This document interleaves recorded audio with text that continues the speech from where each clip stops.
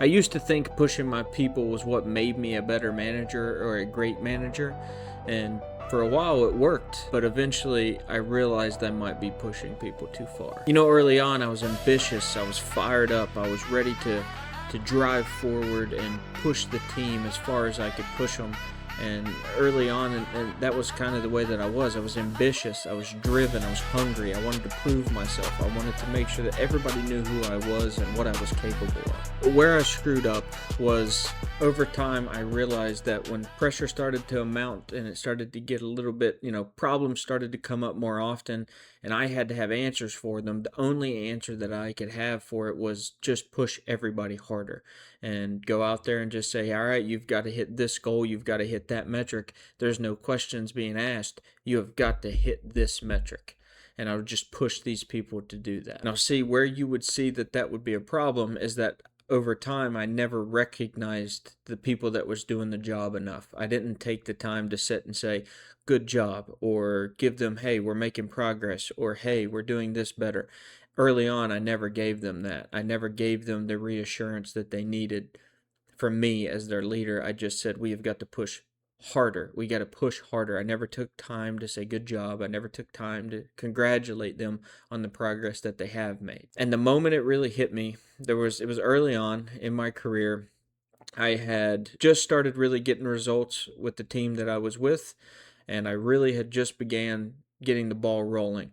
And, I had about 4 or 5 individuals that were really just diehards for me. And then, I had probably another 7 or 8 that weren't so good, but were coming along. And I was at an all-time high. I felt like I couldn't be beaten. I was getting the results that nobody else was getting. I felt like the team was doing better. They knew more. They were just really good in the positions that they were in. And when I really came to the realization that I had an issue here was one of the guys came up to me and he said, another manager in another area brought him some pizza and some drinks and they were celebrating some of the stuff that they had done. And he asked me, he said, we're doing all this stuff. We have the best numbers in the building right now, but you haven't done anything for us. Is it because you don't like us? And he was joking and he wasn't being serious, but to me, it was serious. That was a serious moment and it hit me hard. And I'm like, man, am I not doing what I should be doing for my team? And, he was joking. He laughed. I laughed it off.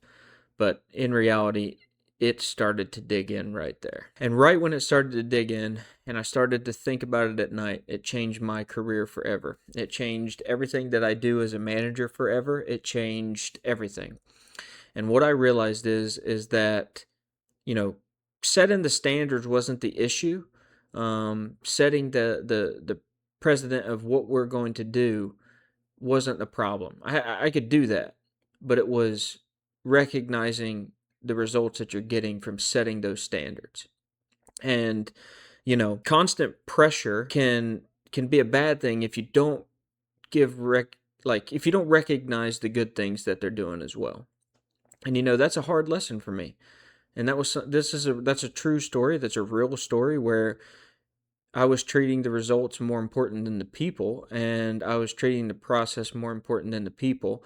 And that's where I was making the mistake. That's where I didn't understand how to get through this managerial game the correct way. And a lot of the times, constant pressure is a problem because if all you're doing is applying constant pressure, which is what I was doing, was applying constant pressure and not recognizing the people for the results that they were getting, what was happening was they were just feeling like nothing they did was ever enough.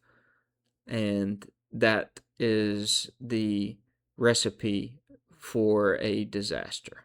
And a disaster it was. And what ended up happening to me was I ended up having to terminate one of my better friends that I had there that worked for me. I terminated him myself, and 2 to 3 more after that, I had to get rid of them.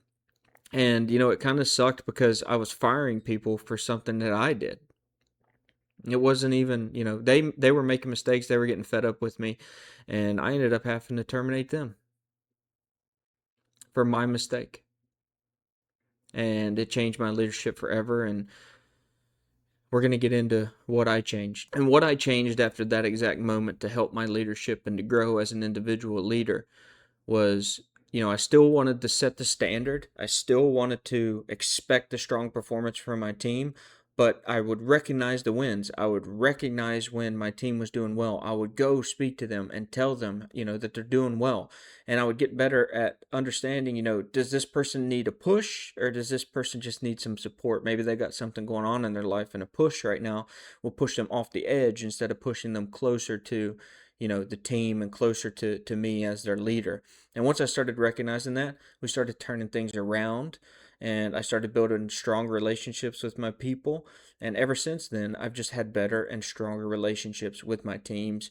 And it's just paid dividends for me over my career. And my ending message here is that your people shouldn't have to burn out for you to be a better leader.